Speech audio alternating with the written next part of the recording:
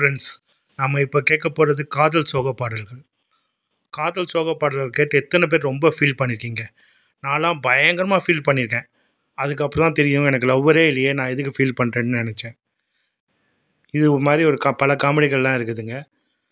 ஆனால் ஒரு விஷயம் தெரிஞ்சுக்கோங்க, இதுவும் கடந்து போகும். நீங்கள் ரொம்ப எதுக்குமே சோகமாகாதீங்க. எல்லாமே கடந்து போக ஒரு விஷயந்தான். காதலும் கடந்து போகும். யாராவது காதல் தோல்வியில் இருந்தீங்கன்னா கவலையே படாதீங்க. இந்த பாட்டை கேட்டாலும் ரொம்ப நல்லாயிருக்கும். எல்லாமே ஒரு மருந்து மாதிரி தாங்க. காலம் வந்து நமக்கு அப்படியே போக போக எல்லாத்தையும் ஆற்றும். ஓகேவா? அதனால் எதையும் நினச்சி ரொம்ப கவலைப்படாதீங்க. லைஃப் உங்களுக்கு ஏற்ற மாதிரி ஒரு நாள் கண்டிப்பாக மாறுங்க. கவலையே படாதீங்க. நம்ம வாங்க பாட்டை கேட்கலாம். 5th பிளேஸில் இருக்க பாட்டு பார்த்திங்கன்னா, காதல் கொண்டேன் படத்துலேருந்து தேவதையை கண்டேன். இந்த பாட்டை எழுதிய நா. முத்துக்குமார் இல்லை. ஆனால் பயங்கரமாக மிரட்டியிருப்பார். சான்ஸே இல்லை. அப்படியே லைனெல்லாம் முத்து முத்தாக எழுதியிருப்பார். அந்த காலத்து 2003 வந்து யுவன் சங்கர் ராஜாவை அடிச்சுக்கிற ஆளே இல்லை. மியூசிக் பட்டையை கிளப்பியிருப்பார். அதுவும் இந்த பாட்டெல்லாம் வந்து நான் இந்த பாட்டை தான் சொன்னேன். இந்த பாட்டை கேட்டு பயங்கரமாக ஃபீல் பண்ணுவேன். ஆனால் அப்போ தான் தெரியும் நமக்கு லவ்வரே இல்லை, நம்ம எதுக்கு ஃபீல் பண்ணுறோம் அப்படின்ட்டு. அதுவும் இந்த ஒரு லைன் வந்து பயங்கரமாக மிரட்டியிருப்பார்.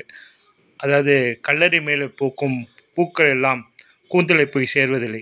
உண்மையிலே இந்த லைன் மிரட்டியிருக்கோங்க. உங்களுக்கு பிடிச்சிருந்தா, இந்த பாட்டு பிடிச்சிருந்தா லைக் பண்ணுங்கள். 4வது பிளேஸில் இருக்க சாங் வந்து நினைத்து நினைத்து பார்த்தேன். யுவன் சங்கர் ராஜாவும் நா. முத்துக்குமார் சேர்ந்தாலே ஒரு காதல் கதை தாங்க. அவங்க 2 பேருக்கும் செம்ம காம்பினேஷன். அவங்க சேர்ந்த 2 பேர் சேர்ந்ததுனாலே அந்த பாட்டு ஹிட்டு தான். ஆனால் அந்த பாட்டு பயங்கர டிஸ்டர்பிங்காக இருக்குங்க. உண்மையிலே இந்த பாட்டை கேட்கும் போதெல்லாம் அப்பா சாமி அப்படின்ற மாதிரி தான் இருக்கும். அவ்வளோ பயங்கரமாக எடுத்திருப்பாங்க இந்த சீன்ஸு சரி, பாட்டு சரி. அப்படியே நம்ம மனசை அப்படியே கவலைக்கு எஸ்ட்ரீமுக்கே கொண்டு போயிடும். அந்த அளவுக்கு இந்த பாட்டு வரிகள்லாம் இருக்கும். அதுலேயும் வந்து அந்த ஒரு இதை எடுத்துகிட்டு போய் அவங்க வீட்டில் வச்சுக்கிடுவார். இப்போ அந்த சீன்லாம் வந்து சான்ஸே இல்லைங்க. கண்டிப்பாக இந்த பாட்டை பாருங்கள். 3rd பிளேஸில் இருக்க பாட்டு பார்த்திங்கன்னா, சர்க்கரை நிலவே. மணி சர்மா இசையில், வைரமுத்து வரிகளில் இந்த பாட்டு அவ்வளோ அழகாக இருக்குங்க. அப்படியே ஒரு தென்றல் மாதிரி இருக்குங்க இந்த பாட்டு. அதுலேயும் இந்த வரிகள் இருக்கு, சான்ஸே இல்லை. அதில் வந்து ஒரு காதல் கொண்ட உள்ளம் வந்து ஒரு குழந்தை போல வாயை மூடி அழுமே சொல்ல வார்த்தை இல்லை. அந்த லைனும், காதல் என்ற ஒரு உணர்வு வந்து கடவுளை போன்றது, அது சொல்லதானே முடியும் சொல்ல வார்த்தை இல்லையே, அது உணரதானே முடியும் சொல்ல வார்த்தை இல்லையே. இந்த வரிகள்லாம் பயங்கர அழகாக இருக்கும். லவ் ஃபெயிலியர் இல்லாதவங்களுக்கு கூட வழி வருங்க. இந்த பாட்டு அவ்வளோ அழகாக இருக்குங்க, கேளுங்க. 2nd பிளேஸில் இருக்க பாட்டு பார்த்திங்கன்னா, வெண்மதியே வெண்மதியே நில்லு. ஆரிஸ் ஜெயராஜ் இசையில், வாலியுடைய லிரிக்ஸில் பயங்கரமாக இருக்கும் இந்த பாட்டு.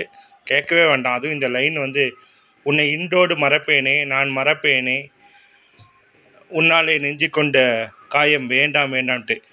நம்ம அதுக்கப்புறம் தான் மனசாட்சி கேட்கும், யாரடா மறக்கணும் சொல்லி தோலடா லூஸ் பைலே அப்படின்ட்டு நம்மளை லூஸ் ஆக்குன பாட்டு இது. அவ்வளோ ஒரு அழகான பாட்டு. கண்டிப்பாக மிஸ் பண்ணாமல் கேளுங்க. இந்த லைனப் உங்களுக்கு பிடிச்சிருந்தா சப்ஸ்கிரைப் பண்ணுங்கள், லைக் பண்ணுங்கள், ஷேர் பண்ணுங்கள் ப்ளீஸ். 1st பிளேஸில் இருக்க பாட்டு பார்த்திங்கன்னா, எவனோ ஒருவன் வாசிக்கிறான். அந்த அலைப்பாயுதுலேருந்து அந்த பாட்டு உண்மையிலே அப்படியே தென்றல், அப்படியே மழை எல்லாம் கலந்து ஒரு அழகான ஒரு பாடலுங்க. சொல்லவே வேண்டாம், ஏஆர் ரகுமானும் வைரமுத்து தான் GOAT, greatest of all time. அவங்க 2 பேரும் சேர்ந்தாலே அந்த பாட்டு ஹிட்டு தான்.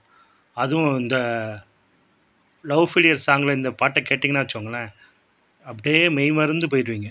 கேளுங்க. இந்த வீடியோ உங்களுக்கு பிடிச்சிருந்தா லைக் பண்ணுங்கள், ஷேர் பண்ணுங்கள், சப்ஸ்கிரைப் பண்ணுங்கள். Thank you all.